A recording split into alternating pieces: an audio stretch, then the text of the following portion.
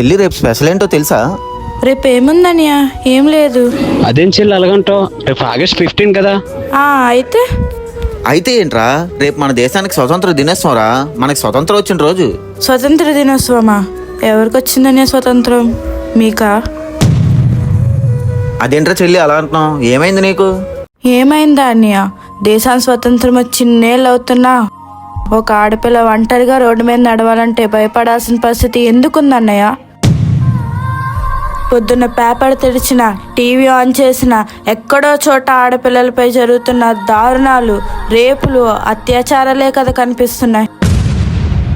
3 ఏళ్ల పసిపాప దగ్గర నుంచి ముసలవ్వ వరకు ఎవరికి ఈ దేశంలో రక్షణ లేనప్పుడు ఎవరికొచ్చిందనే స్వతంత్రం? మీకేనా? మా అమ్మాయిలకి కాదా? ఆడది అర్ధరాత్రి ఒంటరిగా తిరిగినప్పుడే నిజమే స్వతంత్రం వచ్చిందని గాంధీ గారు ఏనాడో చెప్పారు. కానీ ఈరోజు పట్టపగలు కాలేజ్కి వెళ్ళే అమ్మాయిలు, డ్యూటీలు చేసుకునే డాక్టర్లు, కన్న తల్లి లాంటి ఆడవాళ్ళు కూడా నడి రోడ్డు మీద బలైపోతున్నారని.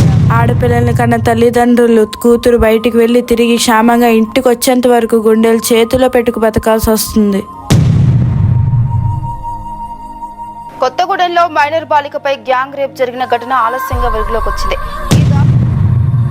వరంగల్లో 9 నెలల చిన్నారిని అత్యాచారం చేసి హత్య చేసిన కేసులో దోషి పోలిపాక ప్రవీణ్ కుమార్.